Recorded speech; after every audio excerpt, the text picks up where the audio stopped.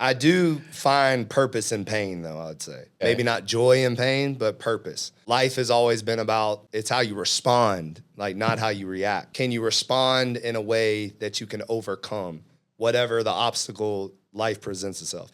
And then also on faith. I mean, when you believe in Jesus, when you believe in God, when you believe in a higher power, then what are you worrying about? What do you like you have to have faith that eventually it's going to come to fruition. Imagine having direct access to someone who's navigated life's toughest terrains and come out stronger. Someone who's been there, done that, and can guide you with empathy, experience, and honesty. This isn't just advice.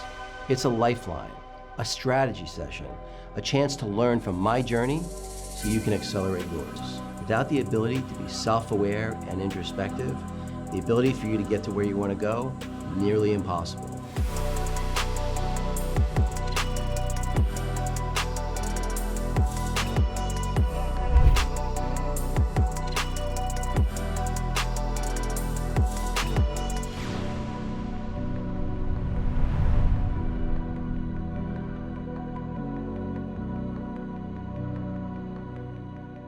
Hey everybody, welcome back to the David Guttman podcast. Really excited about my guest today. In preparing for my interview today, I had in my head, before I did all my prep, a whole set of things I was going to talk about, and now I'm going to talk about a whole different set of things. Awesome. So I'm really excited. So CEO and founder of Legacy, I'll just stop there. Yeah. And then of course that wasn't enough, so No Days Off, beverage company too, right? Yes, sir. On top of that. Yeah. So I want to dig into all that, but before, I want to talk a little bit about kind of your athletic background, big high school athlete, then you played in, at Auburn and in college. So maybe talk a little bit about that and what drove you, because I think you had a family, speaking of legacy, yeah, you had a family background in yeah, football. Definitely. It definitely stemmed from my dad. So at an early age, it's wild. The story is that I could throw a football before I could walk. So they said I would start throwing the football out of the crib before I can even, crawl or walk. So that's kind of the legend story, what shall you say. And then early on, my dad just always kind of instilled discipline and waking up early and doing exercise. And I got into lifting weights. I remember my first weight set, I grabbed the bar and I said, "Look, Dad, dumb bars, instead of dumbbells." And I think there's a video of that, somewhere on VHS. Did you have the weights that had sand in them? Yeah, the little skinny bar and the I mean, the thing was rattling. Yeah, exactly. But he got me lifting weights at an early age. I mean, I probably started lifting at like age 11. Really, before all the myths. They were like, "You're gonna ruin your height and all this," and that was all bull crap. So early on, and then I started playing football when I was in third grade. And I was real little, tiny, but I always was just a good athlete. So would always play the main positions, whether it be quarterback or middle linebacker or running back, all that, kick returner, punt returner, all that.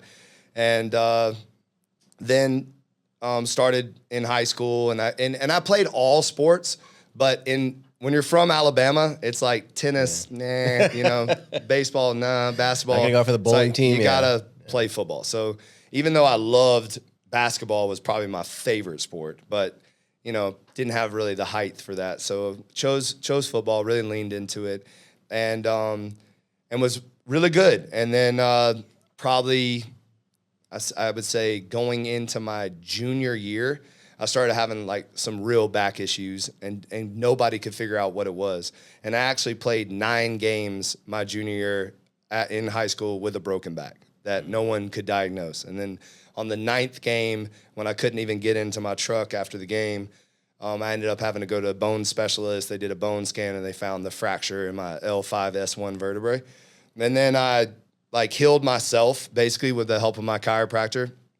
And to this day, my chiropractor says he could have healed Bo Jackson also if he had Bo Jackson's situation. Mm-hmm. But healed myself back, was Defensive Player of the Year my senior year at Briarwood Christian in Birmingham. Ended up getting a preferred walk-on. So I had a lot of scholarship offers, like to Florida State, to Tennessee, to Alabama even, but my dad played at Auburn, so it was like, you're going to Auburn. So ended up doing a preferred walk-on. So basically you go in with the scholarship players and you have to earn a scholarship. So I did that. I earned a scholarship my first year, and then, played well. I was Takeo Spike's backup for a couple of years. Yeah. He's a freaking stud. And then broke my back again.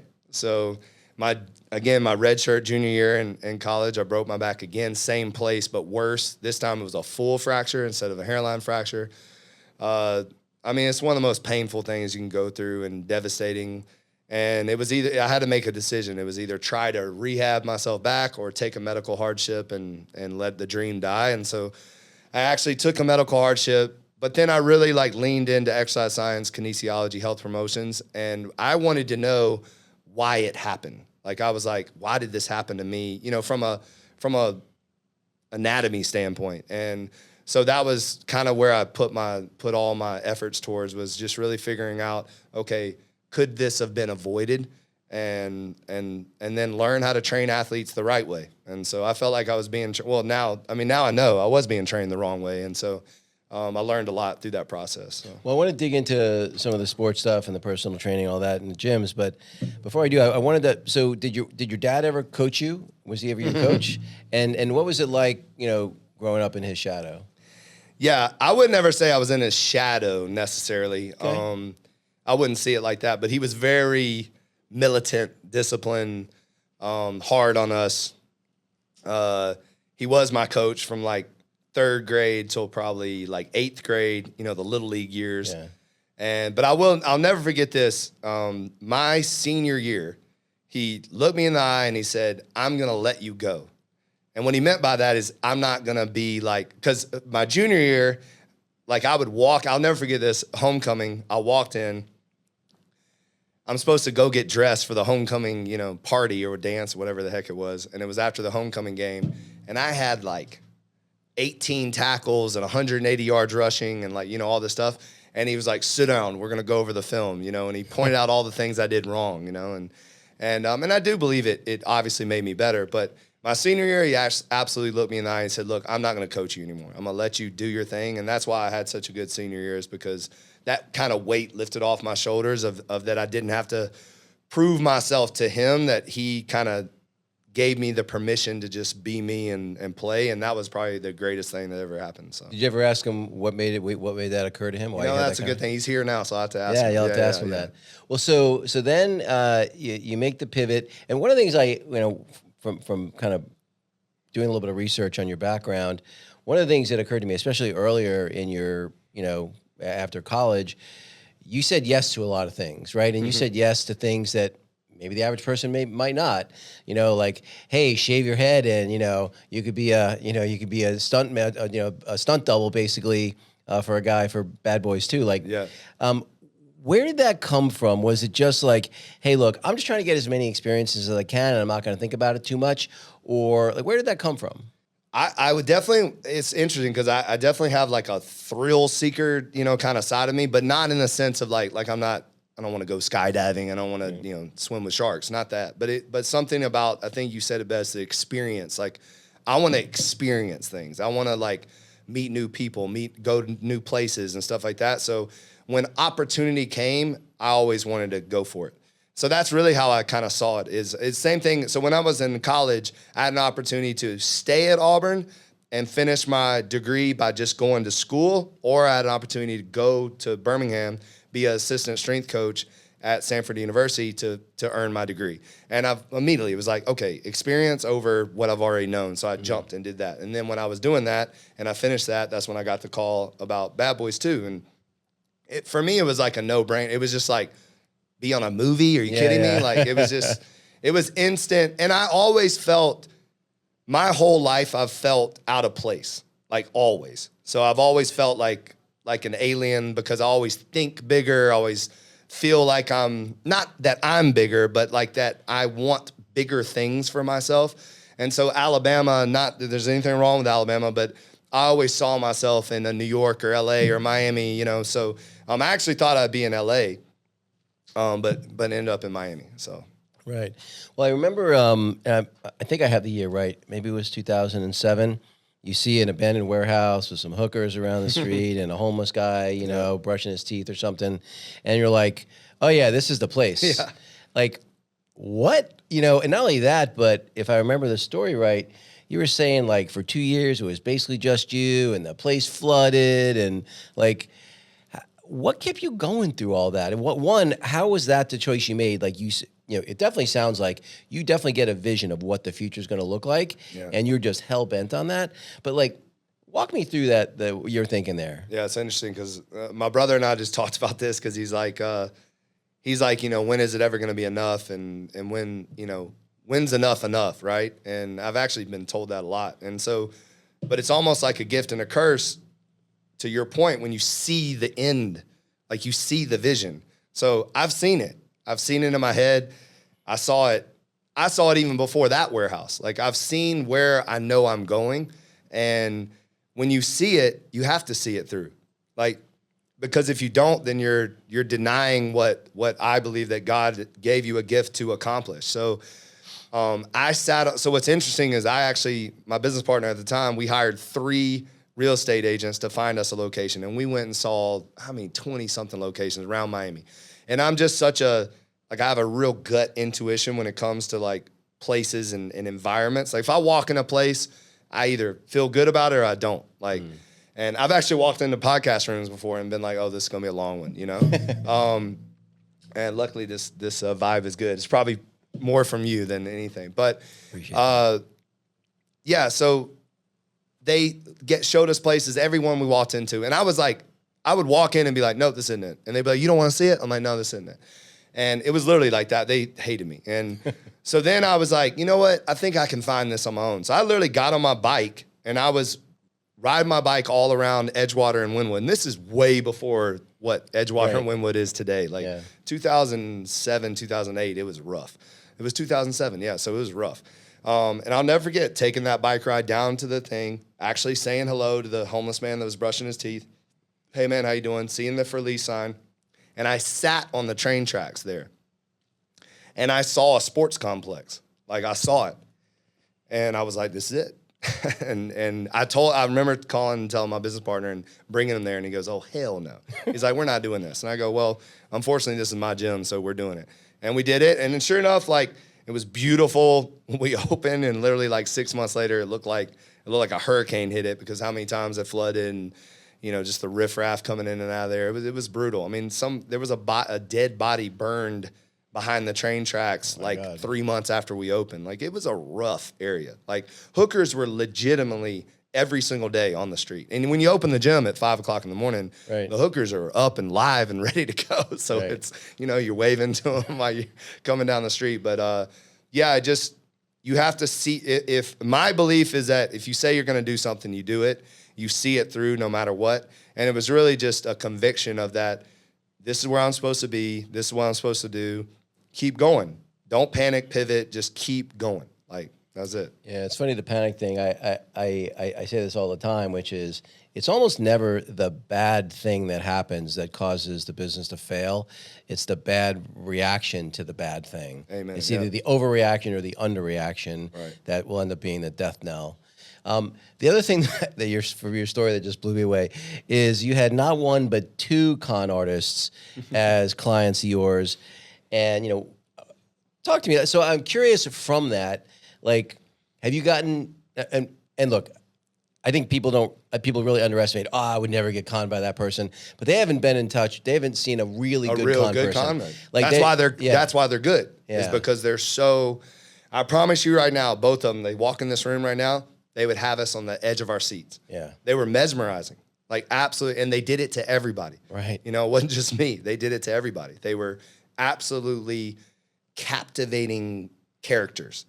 Had stories upon stories and had legitimate celebrity and athlete ties too. So that was another thing too. Like when you meet someone like that and they're introducing you to Will Smith and all these people, like, different people, then you think it legitimizes them. Yeah. So that was how you got sucked in. And I think everything is about lessons, and I don't look at those situations as like, it was bad. I mean, I definitely learned a lot. Like, the one guy, when I was traveling with him, I always compare it to The Devil Wears Prada. I don't know if you ever saw that movie. Yeah.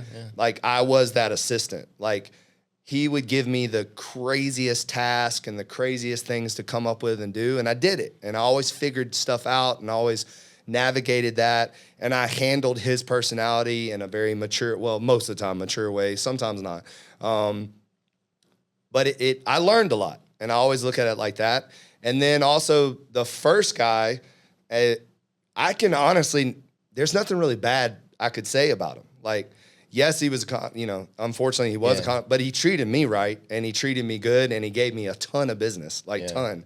And so, I really don't have anything. Now, the other guy's a piece of shit, but one of them was, he ended up being a con artist, but he wasn't conning me. You know what I mean? So I think I read that Biden commuted his sentence, I think. Yeah, he did. Yeah. He's out. He's out now. Yeah. The first guy, the guy that to me he didn't con me. Now, what he did was horrible. Right. And I actually had some friends and other clients that he really messed them up bad, and I feel really bad for them. But if you ask me what he did to me personally, he didn't do anything to me. Like, he actually helped me in a lot of ways.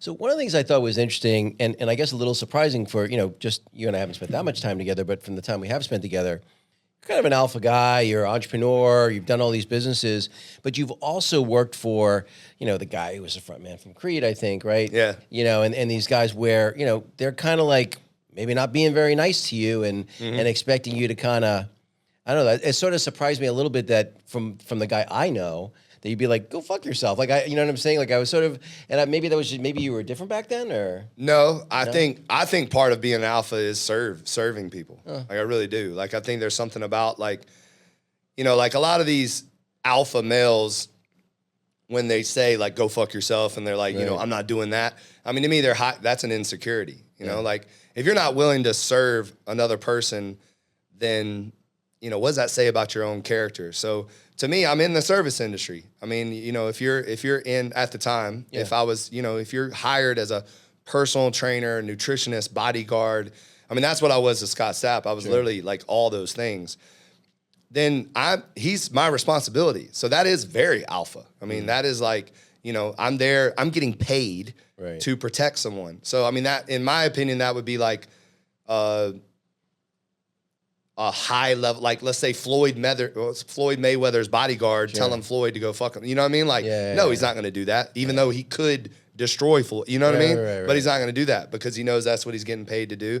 It's almost a professionalism, in my opinion, of how I looked at it. Is I was being professional, and I didn't take things personal. And don't get me wrong, it doesn't mean everything was always. I still held my ground. I didn't let them disrespect me. Right. But in terms of doing the job, like, for the most part, you're going to do the job. And most of the time, doing the job is doing what they wanted you to do, unless that violated something that, so. Right. The other thing that, I just got to give you so much props for, I mean, most people have to start over maybe once, maybe twice.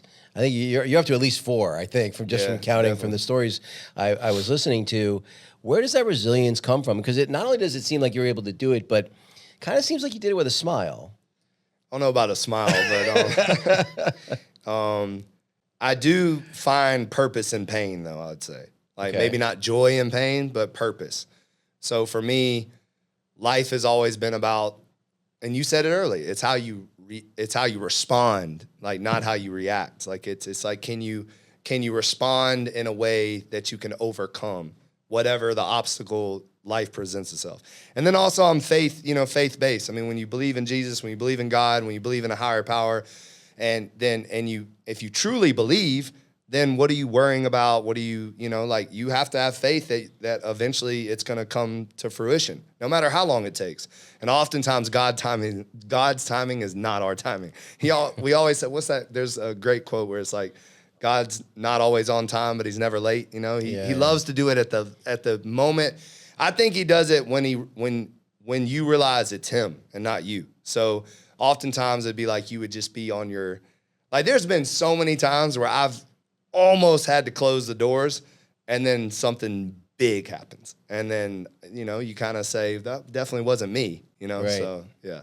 And have you always had strong faith, or is that something you came from my later? parents kind of, I would say, instilled that in us, from our early age. My mom's one of those prayer warriors, always praying for me, and you can feel it, you know it. So, yeah, I grew up like that. So, yeah. So you so you start, you're a trainer, you get a bunch of clients, you leave the clients, you get a bunch more clients, you go through that cycle a couple times, and then you decide you're going to open your first gym.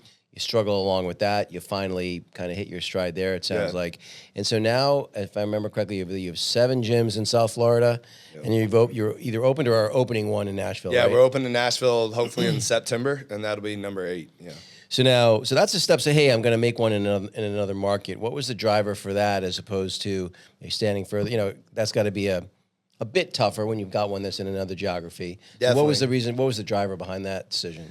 So a lot of it was I was feeling like I was kind of like cannibalizing myself in South Florida or in Florida. Like it was like, for instance, like when I had Wynwood and only Wynwood, and then I started opening up Coral Gables and Kendall, and then a lot of the people that would drive to Wynwood are now just going to the other locations. And the more you open in the same demographic, the more you're kind of robbing Peter to pay Paul. You're kind of spreading it out.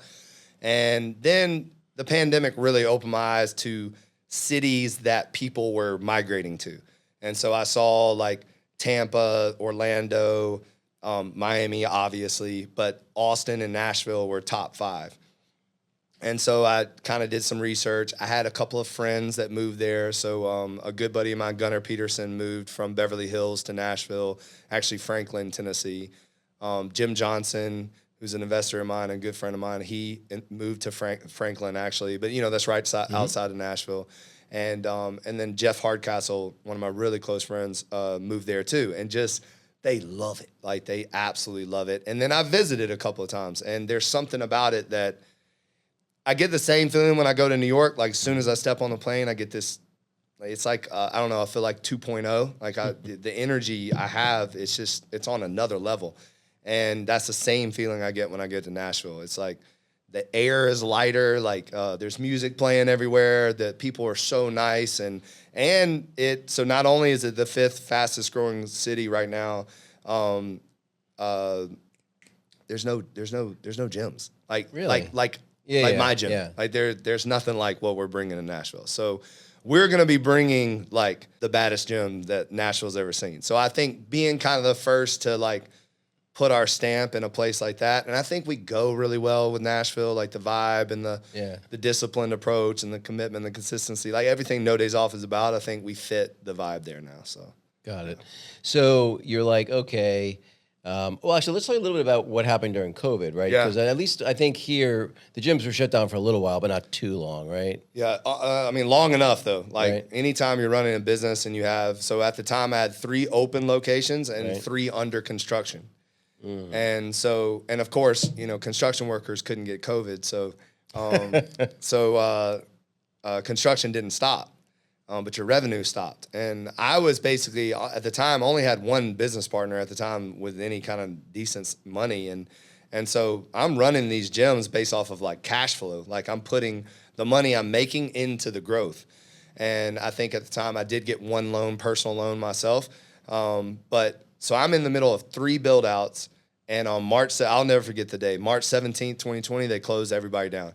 And something didn't feel right with me during that time. So I locked myself in my office and just started like figuring stuff out of what I thought was going on. And so I, kind of doubled down on where I was taking the brand. And that's when I decided to move the Wynwood location. So we had been there for 13 years in this older, no AC warehouse. And I went and negotiated a deal in August 2020 to go put it on the other side of the tracks in a brand new, beautiful building. And people thought I was crazy. And because I felt like a lot of people were making permanent decisions in a temporary season. People were going straight to online and, abandoning what got them there and stuff like that. And then it was funny. I met a girl the other day that thanked me. She was a yoga instructor, and she thanked me because I was one of the main people that got us reopened. So I was on every single Zoom call with the government, and people were texting me like during the Zoom calls, like, "Hey, you can't talk to the governor like that," or not the governor, the mayor like that. And I was like, he's trying to destroy my business. Yes, I can. I was very aggressive with everybody. The school board, I was very aggressive. I went viral when it came to the school board talks. So, Yeah, it was to me, COVID did a lot of things. It brought a heightened sense of awareness of wellness, because people realize that if you're metabolically damaged, you can severely get sick. And then also too, community. I felt like when churches were taken away, concerts were taken away, movie theaters were taken away, gyms were taken away, restaurants taken away, I feel like people got depressed, they're higher suicide. So I felt like I saw an opportunity that when we come back to life, we need to focus on wellness and community, those two things. Like, that's so important. And so that's why I also shifted the model of my business to go towards to have co-working spaces, cold plunge, sauna, physical therapy, massage, like more than just a place to sweat. Right. Yeah. And so, I mean, how long were you closed for?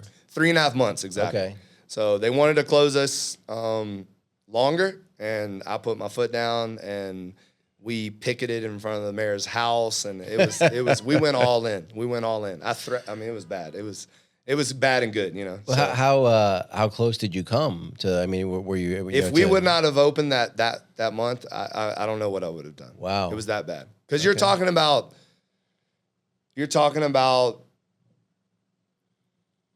So at the time, I had, let's see, 1,000. We had 1,098 members at Wynwood. We had 430 something at Coral Gables, and we had 300 something at Kendall and 400 something at Derailed. So I mean, that was my only franchise, that went to zero. Like, that's what people don't understand, is that like when they shut you down and they say, you got to close your business. It wasn't like people were like, oh, we're still going to pay our gym membership. No. It went to zero. And so you literally had to build back from zero. And then also too, like, when people stop paying, they stop paying. So when you have this I mean, without giving numbers, I mean, we were making money, So that cash flow stopped completely. Right. Like, and I was the type that I kept all my staff. I didn't fire anybody. Or let people go. I still paid everybody. Like, the frugalness of my, I was one of those people. I had a lot of money in the bank because I not for like a rainy day, but because I was growing my business. And so, I mean, but I went through that obviously to keep and construction. Right. So it was bad, but it turned out to be good. So. And while you're going through all that, like, what's your mindset, your frame of mind, your mental health? I mean, that's a lot going on. 3 build outs, 3 or 4 businesses, still paying all the employees. Most people wouldn't do that. Like, how 9 of those people left me as soon as we reopened too. What? 9. Out of how many? Like 22 or something like that. Yeah. Wow. And one of them went and opened up a new gym. That's disappointing. Yeah. I've had some really unfortunate professional situations too, where like, that did not just happen. You gotta, but you get, you know what you do. You got to do it because that's the way you want to travel through life. Right. Yeah. Yeah. So, did you have like, who did you lean on during that time period? Do you have mentors, people that you kind of, confide in and have those hard conversations, or I don't know? I mean, my family obviously, was there for me. My wife was there for me. We just had a baby too. So it was a weird time though, because it's like, yes, it was hard, but also I just had a child. So my child was born February 7th, 2020. So it's like also kind of in a weird way, you get to spend way more time with your child than you ever would have otherwise. And so that was like very like kind of cool, that aspect of it. I'm sure my wife would say otherwise, because not me not going to work every day, but that part was beautiful. And then also too, I'm a little like crazy when it comes to like when the world's going crazy, when other people are going crazy, I like go even harder. So what I did was I started committing to like hard stuff. So I went carnivore during the pandemic, like literally March 7th. Like when they closed us down, I said, I'm done. I'm not drinking. I'm not eating any carbs. I'm literally eating steak and eggs, and that's it. And I kid you not, I ate 8 to 12 eggs a day and 2 ribeye steaks and some bacon every day. Then I got heavy into cold plunging. like cold plunging like kept me sane. And that was really before cold plunging was really anything. And then I would walk my dog, like, oh my God, we did like the most gangster walk, like 3.5 hour walks, like these crazy walks. He loved me more than anything during that period of time. And a lot of prayer, a lot of affirmations during that time, a lot of soul searching during that time, because you're in nature, you're in a, you know, so it was interesting, because I would say a lot of growth happened during that time. A lot of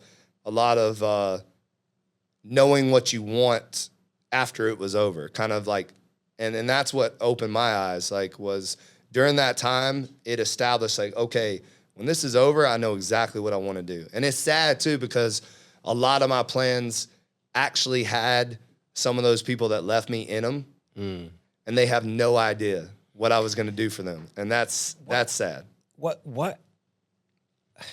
I don't want to, open a wound, but why do you think they like? That's so weird to me. That when you go out of your way to be loyal to somebody else, and they not only don't they acknowledge it, but they go the other way. And I don't know, how do you process that? I process it by giving them grace, to be honest. Like, and the reason why is because we don't know what's going on in their lives. True. We don't. Like, I have no idea what they were going through. Could it have been mental health issues? Could it have been they broke up with their girlfriend? Could it have been a death in the family? Could it have been they actually got COVID and it scared them to death? I don't know. I have no idea. And first of all, I don't know because they didn't tell me. Like, that was another thing too. Everybody just left. Right. Nobody even said anything. And to this day, I think only one person has even acknowledged it. So I don't know. And I had this conversation with my mom the other day. I said, if we would go into conversations a little bit more with like the understanding that everybody's going through shit, and it's like not about you, and not everything's about you. And then what's funny is I told her, I was like, even by saying that, you're making it about you though. Yeah, you know what I mean? yeah. Like, it's such it's funny because there's no way to not make things about you, even when you're trying to help, someone. So it's funny you say that. I was recently invited to meet this, at least in India, he's very famous. This Indian mystic. He's, I think at various points presented to over 800 million people, so 1/10 of the world's population. Wow. And I got like a 8 or 10 minute like private audience with him. So I'm thinking, what am I going to ask this guy, right? Yeah. I don't want to mess this up. And I asked him whether the right goal was, I think I said peacefulness, happiness, or contentment. And he said peacefulness. He said, but once you become more evolved, enlightenment. And then my follow-up question was, how does gratitude fit into that? And his answer stopped me in my tracks, and you made me just think of it, which was, he said it nicer than this, but he basically said, gratitude is a selfish thing, because I'm grateful for my wife, my child, my career, my whatever. And I never thought about it that way, but I'm like, he's right. It is. Yeah. I mean, I think we're all instinctively selfish people. Right. Like, because you do want it your way. Right. Like a guy asked me the other day, a close friend of mine, he said, my wife won't turn off the television at night. What do I do? He's like, I want to go to bed, And I'm like, you chose her. Right. That was your choice. Somebody framed it like this: choose your choice. Like, we have to choose our choices every single day. If you make a choice, then that's what you chose, so you got to live with it. And I told him it's compromise. I said relationships is a compromise. So maybe like 2 nights of the week she doesn't do it, or 3 nights or whatever, or go sleep on the couch, bro. Get earplugs. You know what I mean? Or get earplugs. But like, that's what you decided to be together. So you got to figure it out. So my wife's a huge David Goggins fan, so am I. But she had this saying that she made up after listening to one of his podcasts: "Choose your suffering, or your suffering will choose you." Yeah, I love that. I really like that. Yeah. The best though is his birthday wish to Joe Rogan. What's the funny? Did Oh, you I ever don't think see I saw that. You got to look that up. Well, tell me. Oh my God, it's I can't do it like Okay, but I'll look it up. Joe reads it. Right. It's a text that Right. Goggins sent him on his birthday. Okay. Basically, it was like, you better not be sitting your fat ass on the couch on your birthday. Like, you better be somewhere suffering. Like, it was just, he's the best. It's so funny. Yeah, he's really terrific. Yeah. Well, so you get the gyms, I'm assuming the 3 get completed. You make your way through COVID. Yeah. You come out the other side. Things are moving in the right direction. So you say to yourself, that was way too easy. I think what I'll do is I'll start another company in one of the most competitive industries you could possibly hallucinate, so I can compete with, Liquid Death and companies like that. Right. Walk me through that logic. Yeah, I certainly didn't say anything was easy, so definitely didn't cross my mind. But again, I think it goes back to like where opportunity meets preparation. And what I mean by that is that from very, very early on, when I first opened my gym, Legacy was the name, like a Nike. No Days Off was the movement, the mantra. So like, just do it. And the Pitbull was my Nike swoosh, was my badge that when you saw people wearing the Pitbull, that you immediately said No Days Off or Legacy. So my branding was very intentional early on, because I knew I was building something that went beyond the gym walls, beyond a piece of apparel, and eventually now, like, I didn't know it was going to be a beverage, but beyond a beverage. I had the opportunity to train a bunch of rabbis, and one of the rabbis said, if you could put in a bottle how you make me feel, you'll be a billionaire. And instead I put it in a can. But the opportunity came from, so Adam Siegel invested in me early on in 2017-ish, when we were opening up the new Coral Gables in my gyms. And he was working for the owner of the Milwaukee Bucks at the time on New Fortress Energy, and he was working a lot in Jamaica. So he met a man named William Mafood, who owns a company called Wasinco.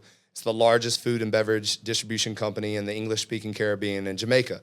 And so he was like, I think he'd be a great fit to come invest in the gyms.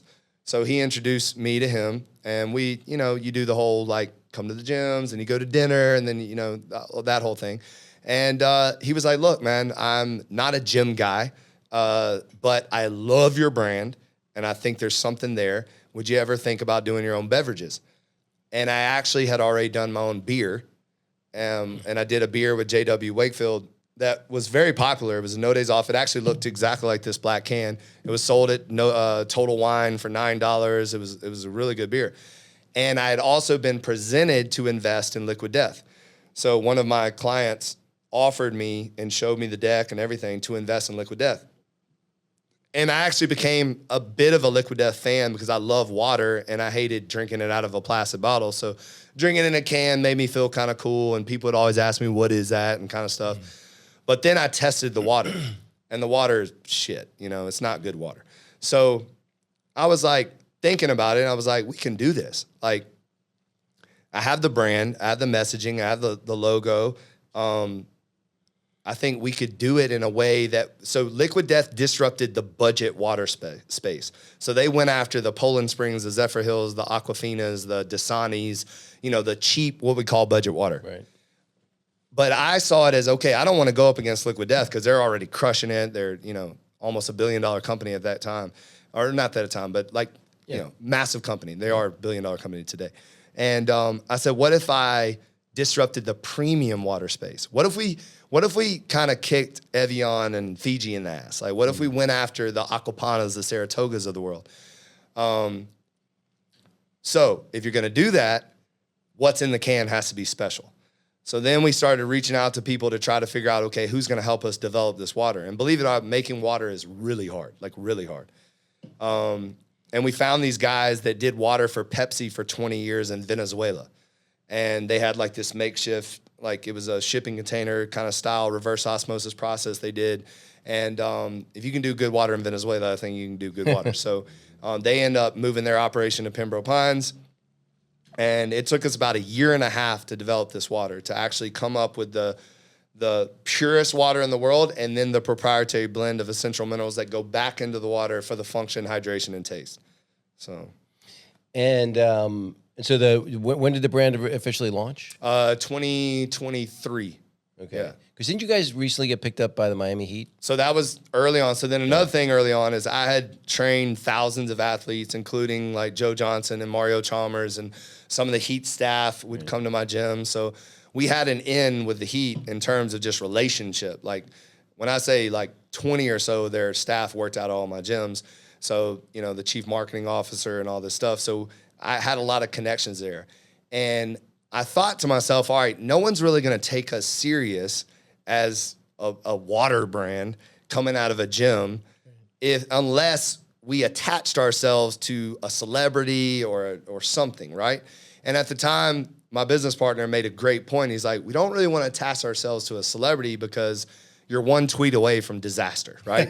Right. Like if you're the Beverage of Kanye West, Lord help us, or Jay Morant, whatever, there's plenty of examples.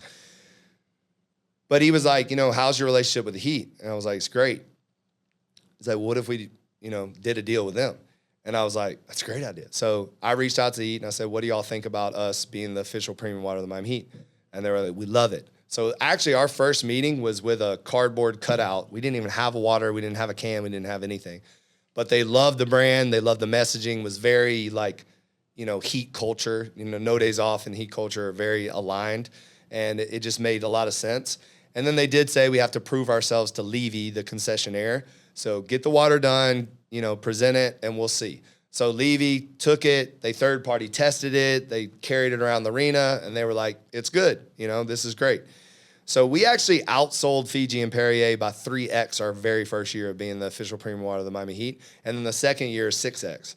So, and I believe the reason why is because the can creates curiosity. It's a sense of FOMO, right? If somebody's sitting courtside and they're sitting there sipping on this, then someone's like, what is that? Or if you're sitting there drinking courtside Fiji, nobody's like, oh, give me a Fiji. Nobody, it is what it is. So I think that's what happened. And then what that relationship did is exactly what we wanted it to do. The Heat is the 5th most Googled sports team in the world. Wow. So when you put our logo with the Heat logo, if you put that association with it, then it validates your premium stance because everything about the Heat is premium. And it's a premium organization. It's a hardworking organization, no nonsense organization. So it did exactly what we wanted it to do. So, wow, yeah. Congratulations. I mean, it's like hard to pull off. You really pulled a rabbit out of the hat.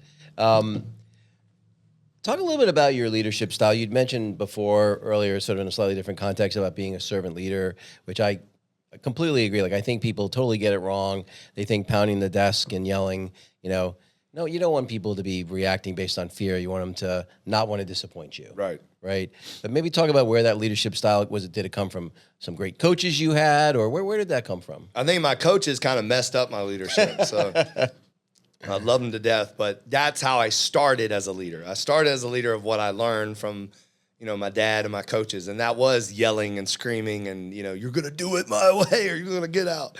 And you start to realize that doesn't work all the time. It works with certain personalities, but it's the same thing with training, right? Like certain people respond to yelling and screaming and you're going to do that. And then certain people, you got to pat them on the back. You got to encourage them. And then certain people, you got to do a little bit of both, so I think what helped me was books. Like I really started getting into reading probably around like the 3rd year of being a business owner. And that's where my eyes, like especially John Maxwell and Simon Sinek and some of these like true like badass leaders. Yeah. And just reading their books like really opened my eyes. Ego is the Enemy, Robin Sharma's book, The Monk That Sold His Ferrari and 5 a.m. Club. And like all these books just started to open my eyes as like you don't have to lead by yelling and stuff. Now, I will say there are moments where you have to be that alpha, and put your foot in the ground and you're not going to put up with certain stuff. But for the most part, I lead by example. I always lead by example. And then I also lead with grace to it. And a lot of people don't it would be interesting to hear what like my staff says about that. Cause right. I think my staff to a certain extent are a little scared of me, intimidated with me, but I do know they know I care. And that's something one of my favorite things is people say, nobody cares what you know until they know that you care. And so, and then also by all the reading, all the example, they know that I'm not leading from my own self. I'm leading from other greats that have come before me. And so I think they listen more from that because we have like required reading. We have leadership meetings. We have sales meetings. And also too, like my brother's been an extension of me. And so going through it with him and allowing him to take some ownership of certain responsibilities. I think delegating has really helped me. Early on, I tried to do everything myself, and then, you know, you start to realize, all right, like, you can't do everything yourself, and you have to let people make mistakes, and that's something, too, I've gotten a lot better at. Early on, you know, you make a mistake, I'm going to kill you, and then now it's like, okay, I want to watch them make a mistake, but see if they do that mistake again. And a lot of times people don't. You know, they make a mistake, they learn from it, and then they do better the next time. So you got to let people make mistakes, which is, early on, I didn't understand that, and now I have a better time with that. And so, are there people that, you know, you actively have as mentors, and are there people that you actively mentor? I definitely mentor a lot of people, even people older than me. That's interesting.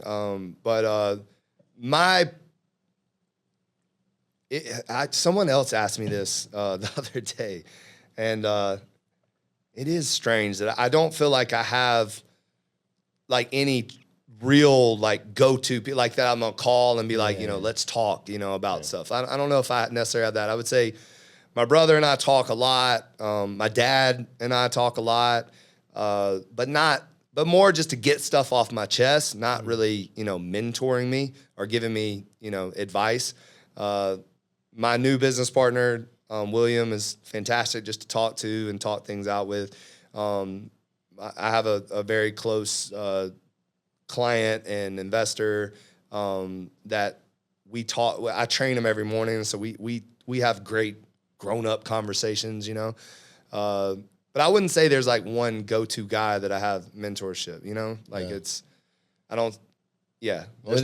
lonely at the top. Yeah, I mean, and I hate it when, you know, I don't want to use that as like but it is true. Like I think one of my things that helps me the most is being alone sometimes. Like, you know, like that's why the 5 a.m. workouts are important, the sauna sessions, the nature walks, you know, whatever. One of these moments where you're with you and your thoughts and that's it, you figure out a lot of shit that way. Like you some of my best creative, some of my best ideas have come just me figuring it out on my own in silence, you know? So I don't really like to get advice a lot. Like I don't know. I've not really had anybody give me like great advice really, you know? So I don't know. I've read great advice. Right. Yeah. So Well, which those are mentors too. I was going to say, Simon Sinek's a hell of a mentor. Right? Hell yeah. I mean, these guys are so smart. And I did a podcast with Dan Martell. Oh.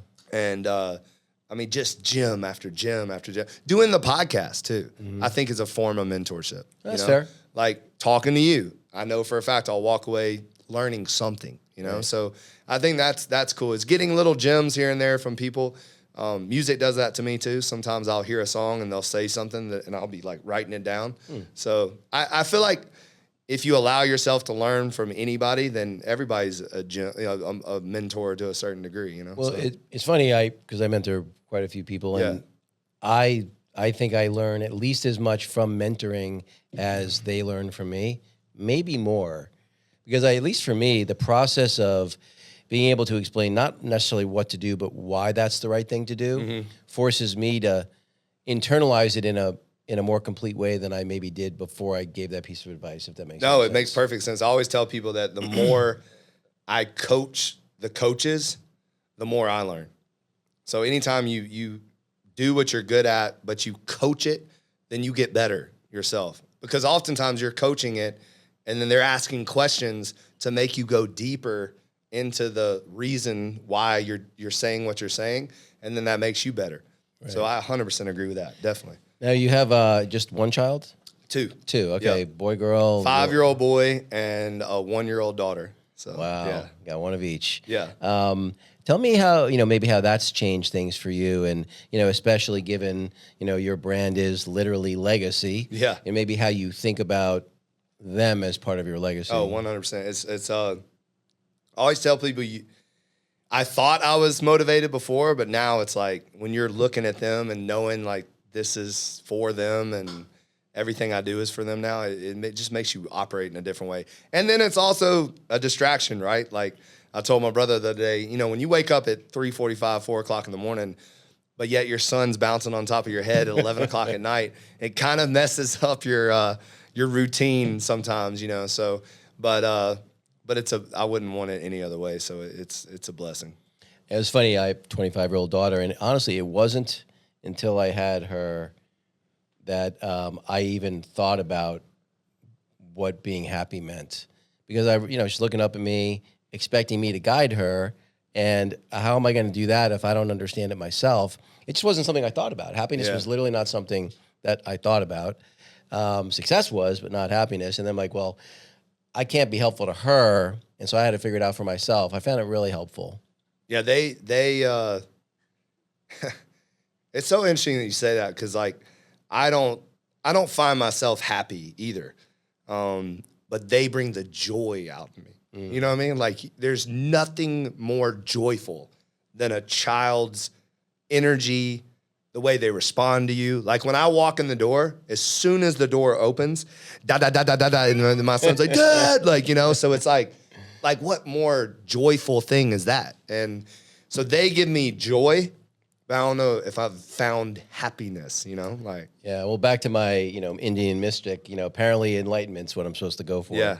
Well, so, and do you think about, I mean, obviously in some characteristics, aspects for sure, but do you think about raising your son and raising your daughter differently? Like, I only have a daughter. Mm-hmm. I know for a fact, because I was a Division I college wrestler, if I had a son, he'd wrestle whether he'd like it or not, right? It's just how it would be, right?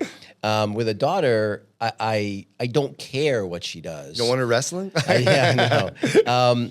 And I really just wanted to be happy, and I don't really care. So long as she's satisfied, doesn't matter to me. Right. If I had a son and he was a total spaz and not a good athlete, like it would bother me. I might not say anything about it. I might rein myself in, but I know I'd feel it. Yeah. How do you think about having a son versus a daughter? I'm dealing with that now. Yeah. You know, like, because my son, he's doing jiu-jitsu and he loves it, and I love that moment for him. It's a great sport for it's a kid. Awesome. I think it's the best, and I'm gonna put my daughter in that too. Yeah.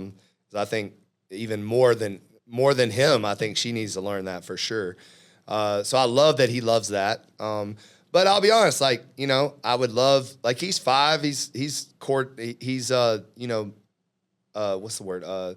He has the ability to go throw the football with me or kick the ball around, and he doesn't want to do that. So it does, as someone that came from that, it does make you feel some type of way that he wants to play with his dinosaurs instead of like going outside, So better than playing with his Barbies. Exactly. Yes, exactly.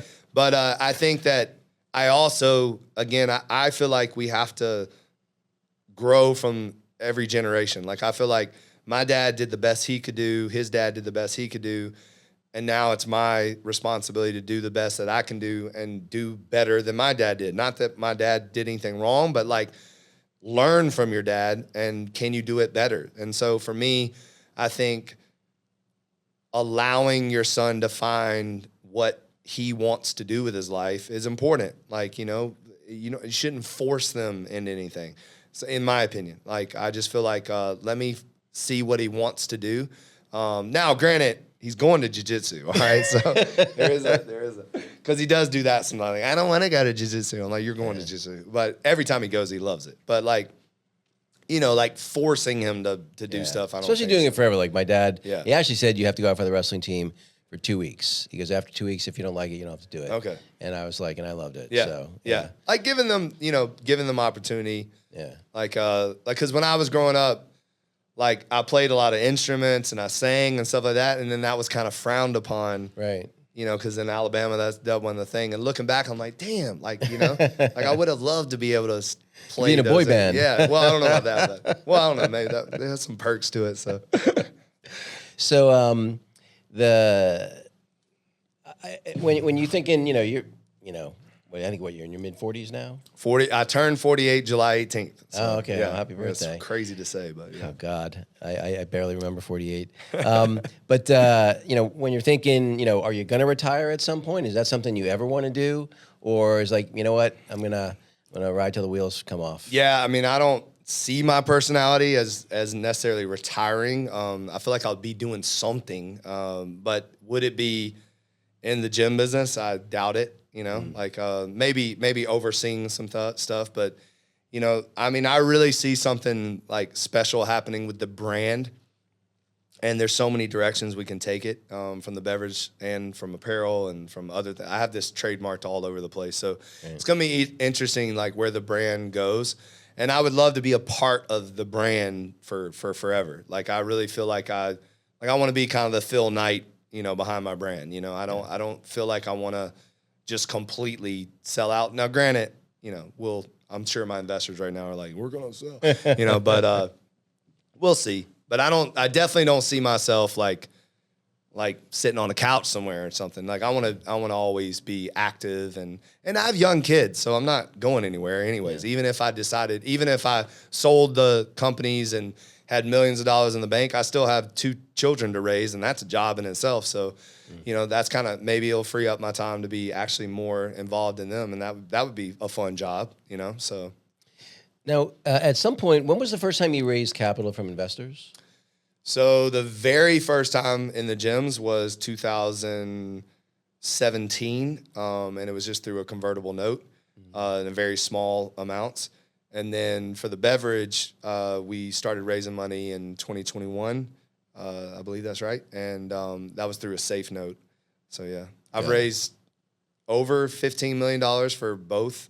So, because for the gyms, I've done a lot of profit share agreements and stuff like that. Angel investors or some VC money? No, none of that. All friends and family. Okay. All like private investors. Yeah, all private. Yeah. Wow, yeah. That's a lot of capital for not having any big angels or venture capital. Yeah, money. We'll start our Series A probably mid next year. Right. But as you know, the CPG business, it's brutal. So we got to get our numbers up before we have a good evaluation to be able to make this all make sense. So I don't really want to raise Series A until we're like at least $100 million valuation. So yeah, I think people, it's like, it's funny. I have another guy I had on the podcast. He just closed on a Series A, $20 million Series A, and he's like, we got people basically begging to give us money. I'm like, if you can get the right valuation, take as much money as you can possibly get, if it's at the right valuation. But it's got to be the right valuation, exactly. And because we've had a lot of offers for the beverage, and at crap evaluating, we're like, nah, I'm not doing that. So I actually want to own something. No, makes perfect sense. I mean, look, equity is the way to generational wealth. Yeah. There's just no doubt about it. So that and maybe crypto. I know, right? Jeez, I'm still mad I sold my Bitcoin. It's not too late. It's not too late. I'm telling you. Yeah, no, it's definitely not too late. All right. No. Well, Manning, I really appreciate you taking the time to do this. Much. And where can people find you? Where can they find your gyms? Where can they find No Days Off? Yeah, legacyfit.com as far as the gyms go. We're actually launching a new website in August. At No Days Off is the brand page. At Drink No Days Off is the water page. At Manning Sumner is the Instagram. And so that's us. Thanks so much, man. By the way, damn good water. Oh, thank you. Yeah, appreciate your time. Yeah, man. Thank you.